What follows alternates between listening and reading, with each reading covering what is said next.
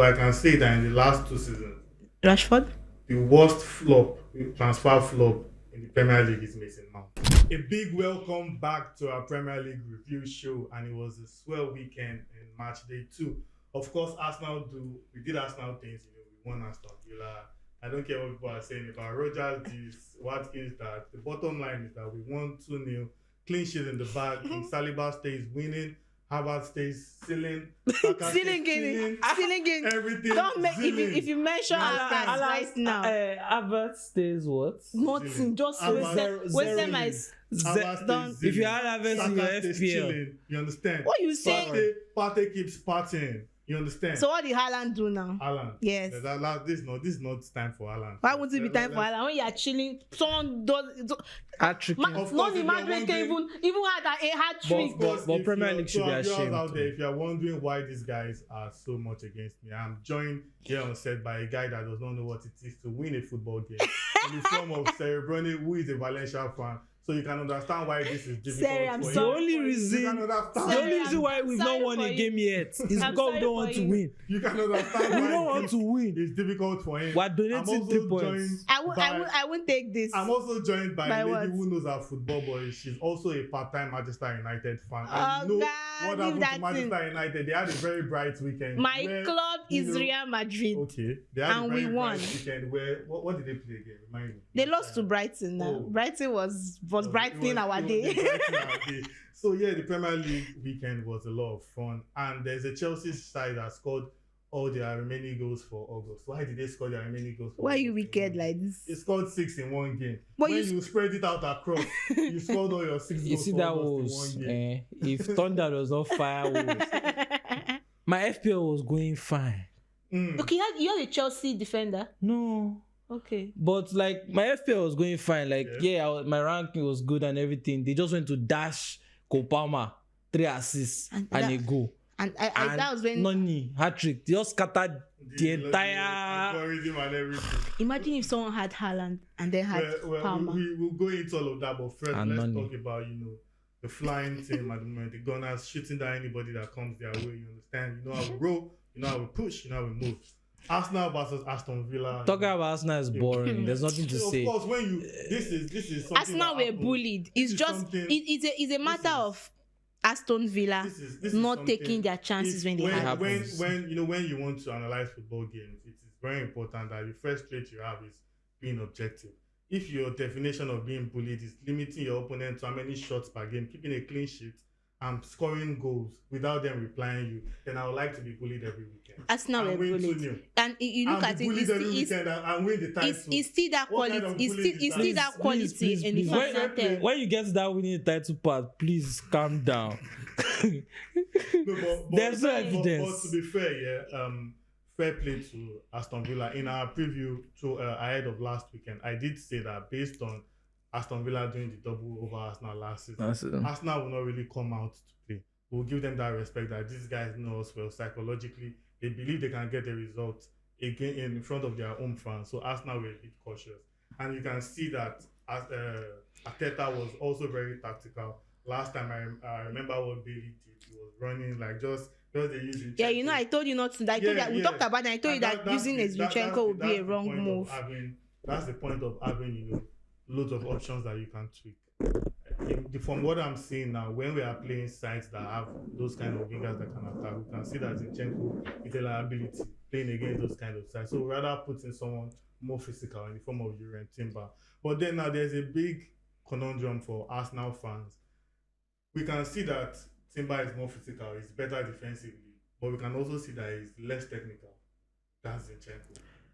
Zinchenko is still a better. Is Timber not the guy that used to dribble 50 people? No, but you can't compare his offensive threat with that of them. Like even in Boston, that is the chief technical officer of the world. Anthony too was doing. What was he doing? Scoring 5 goals. Scoring 5 goals. 360. He was doing 360. He scored 5 goals. You think he used to spin around? To score 5 goals with the ball, how difficult it is. I was doing it in my prime. My eyes. But that's how a rich squad is. You can't have it in all play. There are games that you need a player like Jurgen Timber. There are games you need a player like Zinchenko. When you know that you have a team that is like a team. Let's say Arsenal want to play Ipswich. There's nothing Timber needs to be there.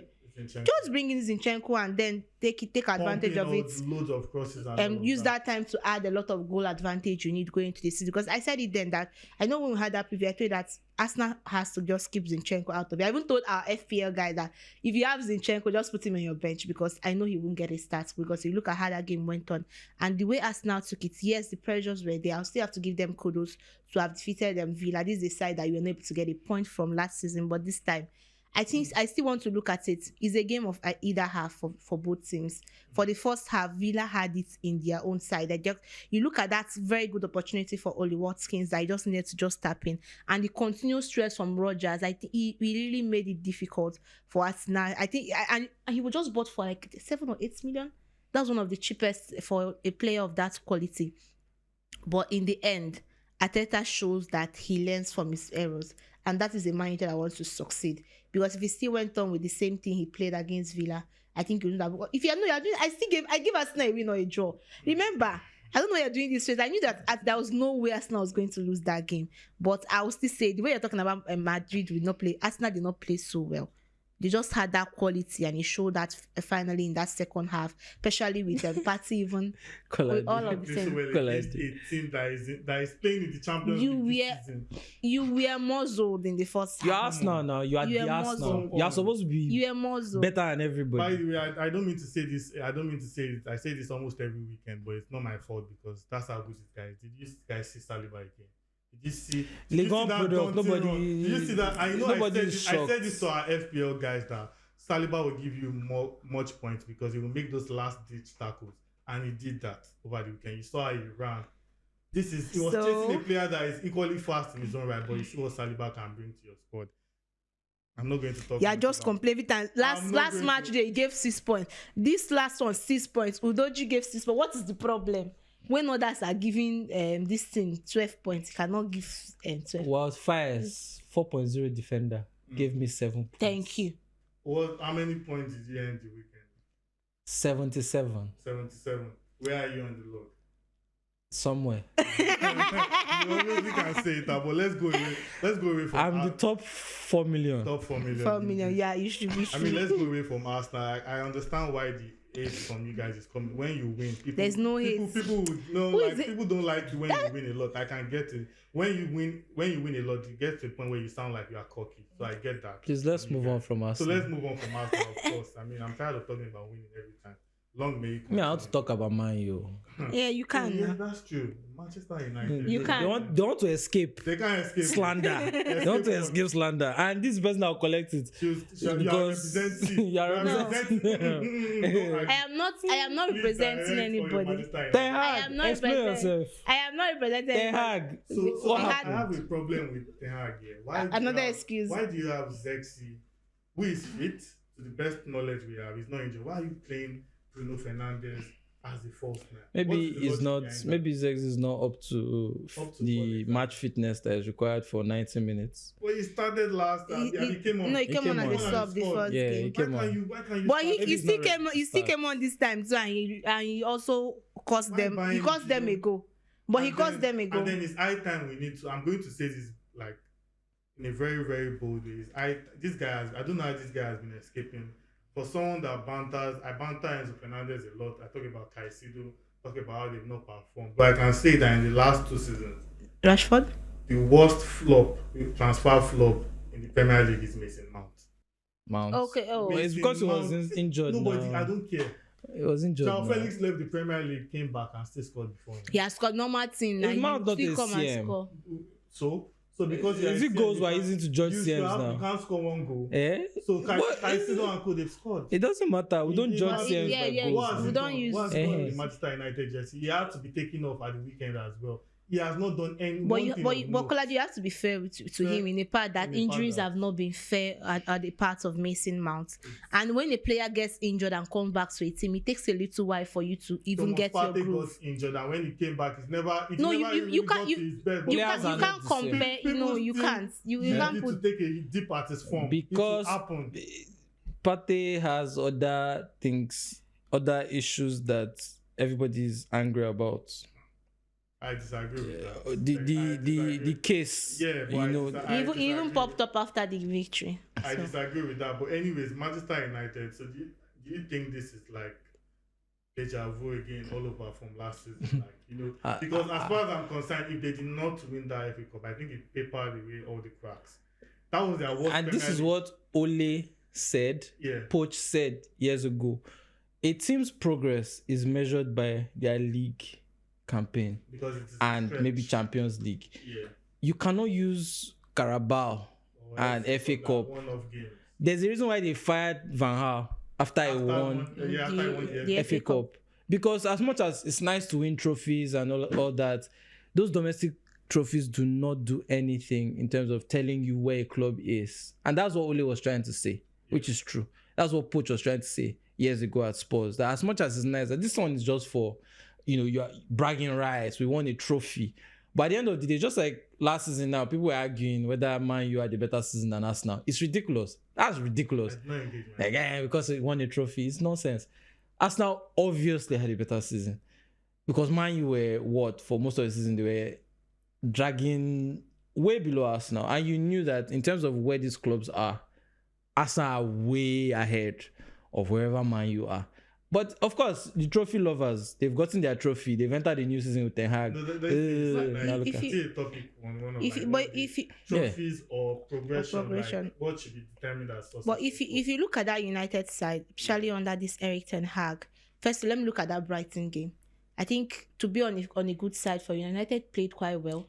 They had he made poor substitutions. Yes, that's what I'm saying. Before you want to blame Ten Hag in those substitutions, which cost the team, because we can't even forget, even got a chance to get ahead. That Garnacho's goal that Zessi had to then go through it and it was cancelled.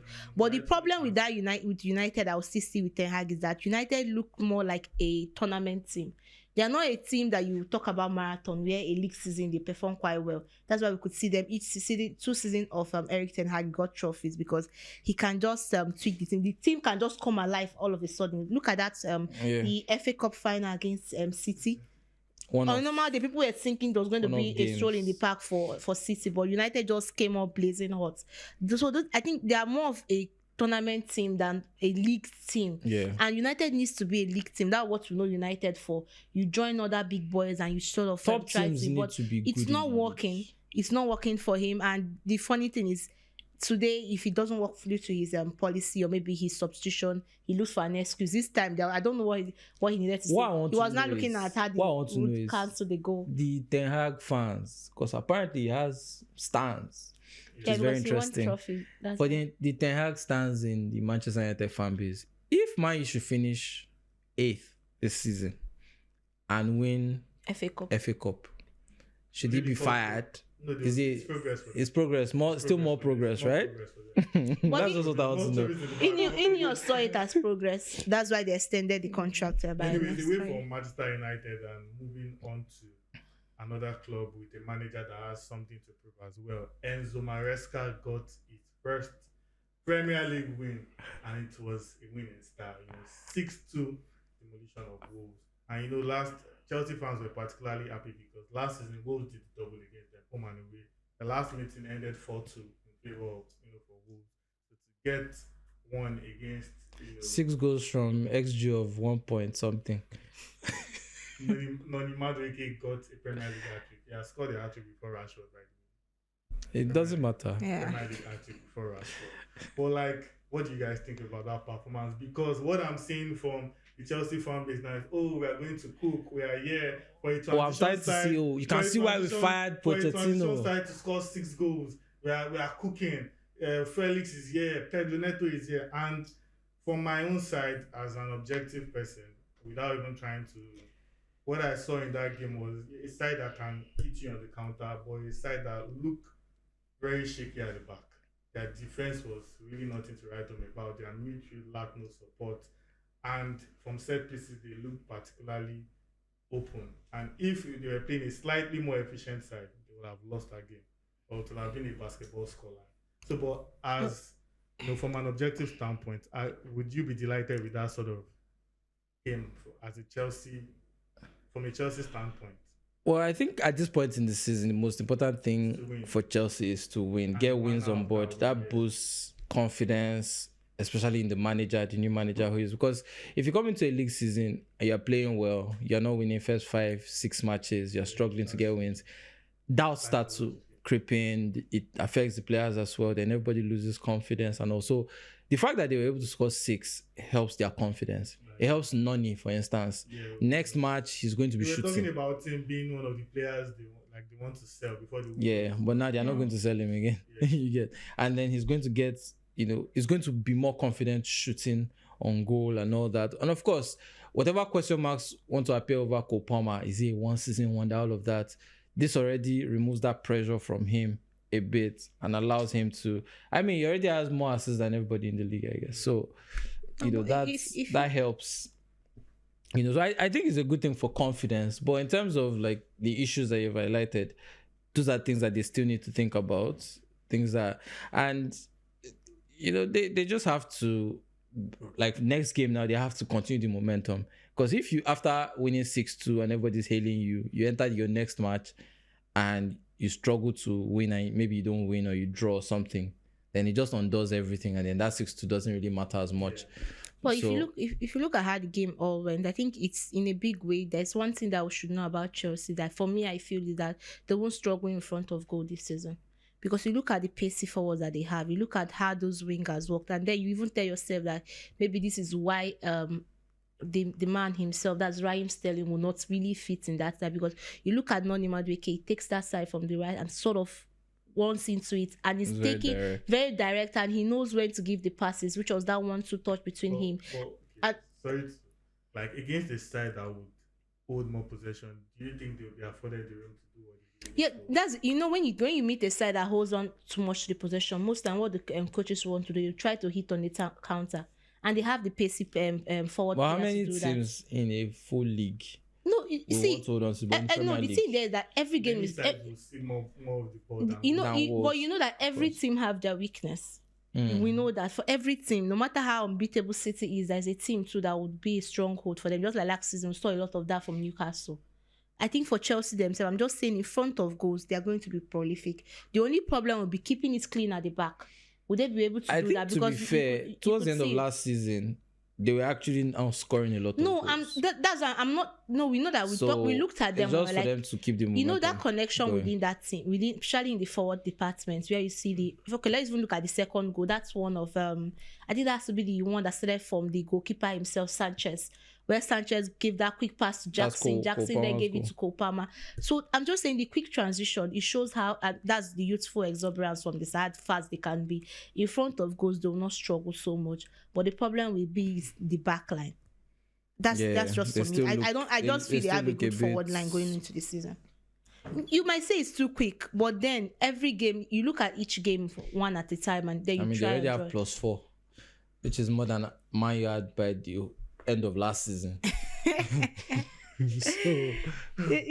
But then you beat what is in front of you, and I think it's a good one for all of the players, especially the ones that are Enzo Maresca's players. They clicked.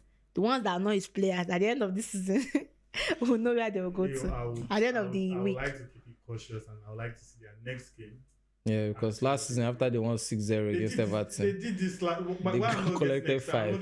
No, I'm not excited. They did this last season. This jump start. They won one game and they took 5 against Arsenal. No, it's to be fair, it's Arsenal. I'm not. The thing there is they meet Arsenal right now, and Arsenal defeat them will not be angry. I'm not saying that they are all good. No, I'm just saying that in front of goals, of course, they look. I don't think they will suffer in front of goals. That's just it. But defensively, that's the big problem. They missed a lot of chances last season. To be fair, if Poch had an Osimhen instead of a Jackson last season, they would have made top 4. Let's leave Jackson. Jackson is scoring. If we're being real, they would have made top 4. If they had a finisher with that late resurgence they had, even they would before have been the able late to resurgence, because Jackson kept missing some kind of chances that were costing them. And speaking of Jackson, and after the game, he scored one of the earliest Premier League goals. 2 minutes, 96 seconds. Yeah, you're going to. Now you scored a goal, good for your confidence, I know. Why did you need to tag one of your club legend? No, please. And this is to every Chelsea fan. This is to every Chelsea fan out there.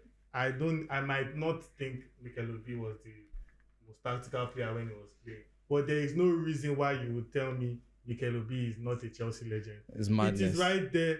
Is a Chelsea legend. Even on Chelsea's Website. socials, when they wish him on their website. But you know that today is his right birthday and they're asking that who is No. I just need to clear this air that anybody saying Mikel Obi was not a legend. 11 years at Stamford Bridge, that person is won it all. Unrealistic. Champions League final. Premier League. He won it Best all. Chelsea player in Champions League final. Nobody should even start by saying Mikel Obi is Moriho not a star legend. boy. But my point is, why is your first instinct to score a goal, score a header, and you are going to tag one of your club legends and saying, "Don't chat shit, keep your." Like, You know, my first my first problem. What's the angle behind that? My first problem Everyone is with Jackson. now. No, it's not even around. I'm just trying to understand. My first problem No, with it's- Jackson is that what Jackson did self is that he didn't even prove Mikel wrong because he's a header. Mikel said you can't shoot. and you did. And to be fair, now Mikel has been saying a lot of things that Yes, sometimes Even- they come and Goes just- overboard. but Yeah, he was not wrong for that particular thing he said about Jackson. It's the plain truth. Jackson should have taken it as constructive criticism because it is. He told you what you need to improve on, that you are not doing right, and that's the truth. As a striker, your ball- everybody is saying yeah, what your ball striking. what kind of ball striking did Mikel have? Mikel was not a striker. He didn't need to have ball striking. Yeah. Even if defenders were scoring more than him, he didn't need to have ball striking. But as a striker, it's literally in the name, striker. You are expected to be a ball striker, to be the guy who shoots for the team. And you cannot shoot. You don't know how to shoot. See the way he kicks the ball. It would have made sense if he was the one that scored the hat-trick. Yeah. And he tagged Mikel. We'll say, okay. Yeah, and look But at him he- shooting. I'm not saying what he did is He right, can't but then shoot. you have to look at these players. Especially for a player like Jackson, he has really been under the radar of a lot of bad criticism on his own part. Like Yeah. fans have been like, Jackson is not too well. I've even had that conversation where I said, just because people are not looking at Darwin Núñez, Jackson has even done a better job compared to Darwin Núñez. I just think maybe he wanted to make a statement, but I think he's poor. Coming from that emphatic it's too victory, early. all he Not needed the to do first was person to build criticize. on it. And he will not be And- You know what's I'm funny? the last person. Yeah, That I'm was not. funny. I'm If Chelsea should go and buy Osimhen this window before the window closes, Jackson will go and sit down on the bench. Absolutely. yes, definitely. And then what will now become of his clap back? But let's go away from somebody that, the jury is out on him whether he can strike a ball or not, and let's talk about someone that can actually strike the ball so good that is already being mentioned in the breath as some of the greatest strikers to have ever played in the Premier League, and that's no one else than Erling Haaland. Everybody. I'm happy that everybody on set here, nobody here has ever called Haaland, though I don't believe in him because me, I was blindly beg that person to leave the set. leave it for us that we are realistic. Because those How will you arguments come don't on make say, "Me too, I sense. don't like it." You can say, "Oh, it might not be the most tactical." I don't care.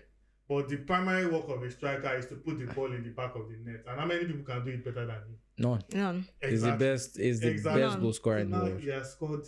Was his 23rd hat-trick now? His 23rd hat-trick over Yes. the weekend. He's only 24. He's on his way. He's on course to win his second Golden Boot. And we know that the Premier League. Second. Okay, he's third. Third, though. And Henry has won the Golden Boot 4 times, which is the most. He will do it. Now, if Haaland should go on to win the Golden Boot for another 2 seasons, let's assume he wins the Premier League again. He's already in line to be, to stand in the same lane as some of the best ever strikers to have played in the Premier League. What do you think he needs to do to cement that status as his own?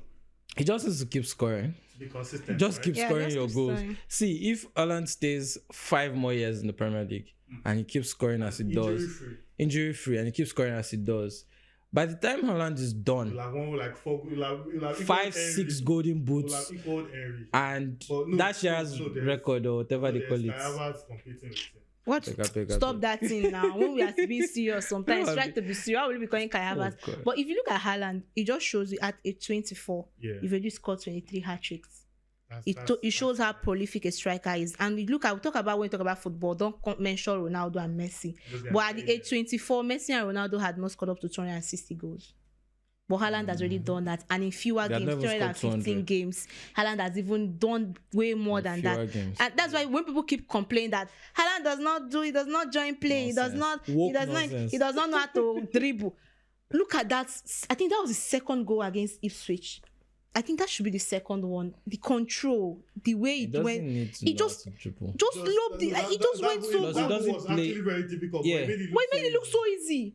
And He doesn't play in the is like transition. that. Move the ball to one touch. That is all you Too need from a brilliant. striker. I think it's just people talking about Haaland, so it's just saying energy. He just knows how to Honestly, conserve his thank energy. you. I wish I had a striker. and thankfully- To complement Havertz. Oh, To stop bench this thing. Havertz. And thankfully, he has a coach like Guardiola who understands how best to use him. Because some managers might want to fall under that pressure that the football community is like, Yeah. he's not involved in overall play. Okay, Haaland, try and drop deep. Okay. Just stay where you By the are. way, do you think Gabriel Guardiola? Jesus. Do you know that he's one goal behind Gabriel Jesus Oh, for Man City? who is that? That one guy is- He's not your player. He's injured at the moment. But he's your Let's player talk about now. people He has almost Let's He's not talk your about player people that are again. playing Stanley at for the Man moment. City. See, in 2 seasons and Let's talk about people two that games. are playing. Thank Huh? Like, so, but why is Guardiola afraid sometimes to say it? You know, they asked him, is he the most complete centre forward? He said Messi. he always says Messi. he always says Messi. When anything has Guardiola, it's Messi that is for But you him. know, So but And you know if you vex, you talk primarily, Messi. we didn't see Messi as a CF, like growing up. So why is he quick to always For turn down? you know he why? used Messi as a A false player nine. that scores 91 goal in a year. Sure, fair point. That record is 91 goal in a year. That I'll record break alone it. is silly. You break You it. break it. No, your son will, not you. See, the whole of Valencia cannot stop 91 goals in a year. Your What? players Whoa. We've done it combined- now. your When? players Which year? combined is not possible. 2018. It's not People possible. scored 91 We goals. scored more than 91. They- now. they We scored can't be over Valencia. It 150. can't be Valencia. I say his own squad can't do it. But I'm so this- sorry, Bruni. It's just how many goals now? 6 away from 100. You know, very soon we'll have one section where it's for only people that have trophy. I'll be here now. I'll be here now. Okay, I'll be Compared here. to 2019. We'll do last we're one there. year. Eh? None of you will be here. Last- 2 years. And on a final note here, let's go away from all the big names for a start. You know, everybody will talk about Haaland, Chelsea, Arsenal, United. Yeah. Let's talk about some players that they will not really get all the limelight. Maybe because of the club they play for. And Pepe Lu. but they still plays very well. And one of them I happen to play against Arsenal. When you play against the best and you shine, we'll talk about you. Rogers was simply brilliant against Arsenal. Yes, he might not have scored, but Yeah. that was a very brilliant, he had the Arsenal midfield. He gave them a serious headache that game. Rice, Partey, they had a lot of work to do. He was running maces around them at some point. And it looks like it's going to be a very brilliant player for Villa. What do you think? Yeah, definitely. If you look at him, I think a good inclusion from Unai Emery, perfect one. The only thing he lacks too is that supporting. When we talk about Watkins is not like a natural 9, and I think that is one undoing on his part, because if you look at that first chance that was created for him, that should have been slotted into the back of the post, but that did not happen. So for Rogers, I think it's going to be continuous progression in his part. But we didn't really see that in the first game for Wolves. But then this game against Arsenal, sort of like he was just giving that freedom to roam about, take that free run, and that's why he really stretched Rice and Partey. At some point, I think he really outran Rice in that game. Rice really had it on his own side, but then it's a good thing. Good thing to see a player of less value, that's in price, to really shine that brightly, just showing that maybe they might have more options going into especially when the Champions League starts, because you need quality players to play in the Champions League. I think it's a good market for Aston Villa. So from a betting perspective here, what were your missed opportunities from the Premier League games for week 2? I think probably over 2.5 for the Chelsea game. I feel like the signs were there that I would see goals in a Chelsea game soon, and especially with how they performed the first game. So I think that was just the one. The other ones were pretty predictable. The other games that happened. I think for me it has to be Brighton, Manchester United. I felt Brighton could win, but I wasn't so sure, so I just had to take off. I didn't add that to the to my prediction, so I think that was the game that could have been won for me. Brighton United. That's for me. Fabian Hotspur doing quite well. 2 games, 2 wins. Nice start for Brighton. All right, and that's all we have for today's episode. It's been a very long and lengthy but enjoyable discussion with myself, Ronnie, and the Duchess of Sport. here at the Betting Expert Nigeria studio. Don't forget to like, share, subscribe, and give us your comments in the section below. Will Haaland go down eventually as one of the best or the best ever striker to have played in the Premier League? And is the win for Chelsea against Wolves a fluke, or are they really going to get better under Enzo Maresca? We're looking to hear from you. We're looking to see your comments, and we're looking forward to seeing you next time in our next video here on Betting Expert Nigeria. Stay cool.